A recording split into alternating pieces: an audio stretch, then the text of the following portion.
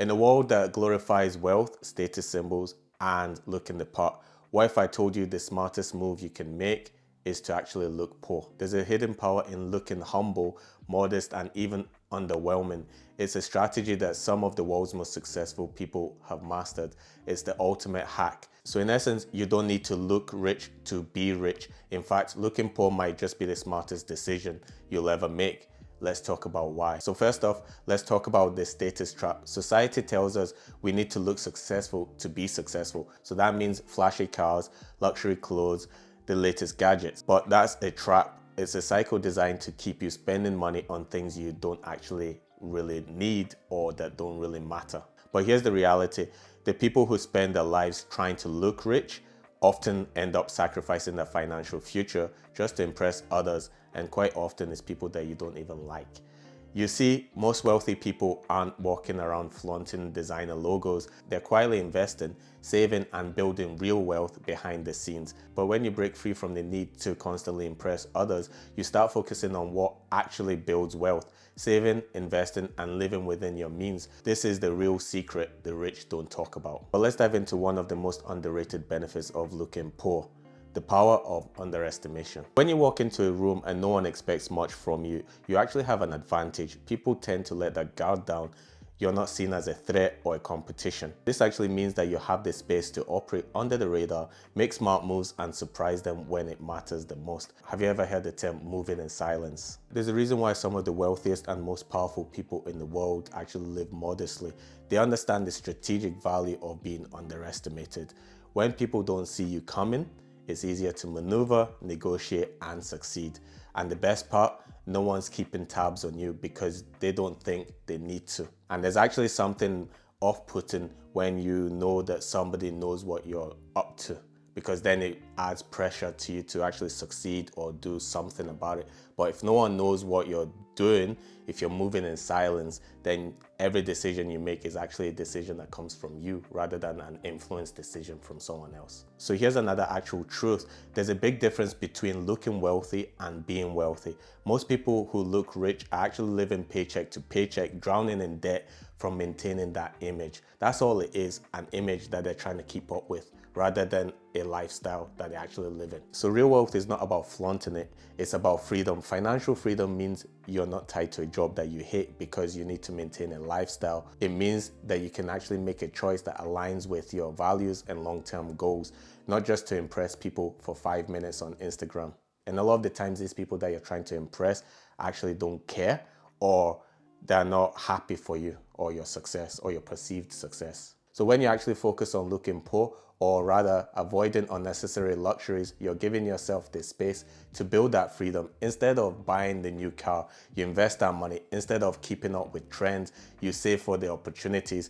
That's where true wealth comes from, because you're buying time, and most importantly, you're buying freedom for the future. So humility builds genuine relationships. Let's shift the gears for a moment and talk about people. One of the most overlooked benefits of looking poor or modest is the kind of relationships that you actually build. So when you're not wrapped up in trying to impress others with what you own, you become more approachable.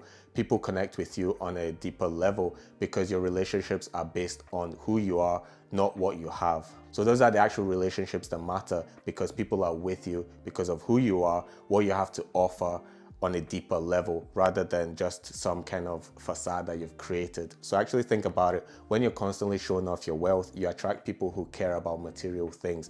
But when you live humbly, you attract people who care about you. And in the long run, those relationships are actually worth far more than any car or watch could ever be. So here's where we get into the meat of why looking poor is actually so important. It forces you to focus on assets, not liabilities. Most people who try to look rich actually focus on the liabilities. So what are the liabilities? The liabilities are that new car, fancy clothes, expensive dinners. These things cost money. They actually do cost money, and they lose value over time. But when you look poor, or at least avoid unnecessary luxuries, you can focus on buying assets, things like stocks, real estates, or even businesses, because these things appreciate over time, and the right one can really set you going from 0 to 100 real quick in terms of being wealthy. And why these are assets and the difference between assets and liabilities is that liabilities take money out of your pocket, whereas assets put money into your pocket. Quite often while you're sleeping, you don't need to do any work for the money to just actually come in. And this brings me on to the kicker. The more assets you own, the less you have to worry about appearances. Your money works for you, and often it speaks for you, not the other way around. And while everyone else is chasing the next trend, you're quietly building a financial empire. So that friend you used to want to impress by your materials, next time you see them, if you've been quietly building wealth, they'll look at you and be like, is that you? Yeah, is that you? You've been doing all this, and that's where moving in silence is actually important, and looking poor is important. This is one of the most important parts of why looking poor is very important. It's to do with your mental health and simplification. So I want to touch on something that's rarely talked about in these conversations, and that's mental health. Keeping up with the pressure to look rich is exhausting. It actually is. It puts you on a never-ending treadmill of consumption, comparison, and stress. So when you let go of that pressure and when you embrace simplicity, you actually focus on building your life, not your image. You free yourself from that stress. You find peace in living below your means, in having enough, and in knowing that your money is working towards your future, not towards impressing strangers. And the most important thing and the best part about it is you actually sleep better at night. You have a much better quality of sleep, much better quality of life, and in general, you feel much better about yourself and more confident. So by choosing to look poor, you're not just saving money, you're actually saving your mental energy, and that clarity of mind, that's actually priceless. The long-term game, wealth isn't built overnight. Now, I want to be clear, the decision to look poor or live modestly isn't a get-rich-quick scheme, it's a long-term strategy. Real wealth is built slowly over time. It's about delaying gratification, consistent investing, and smart financial decisions. When you stop caring about how other people perceive you and you start focusing on your financial goals, you shift from short-term thinking to long-term success. And that's the real power in looking poor. You're playing the game to win, not just to show off. So with all this said, I'll leave you guys with some final thoughts. The richest life is the simple one. So why is looking poor important? It's not about denying yourself the good things in life, it's about focusing on the right things. By rejecting the need to look rich, you're giving yourself the space to actually become rich. You're investing in your future, building real wealth, and living the life that you actually dreamed of, which is a life of freedom.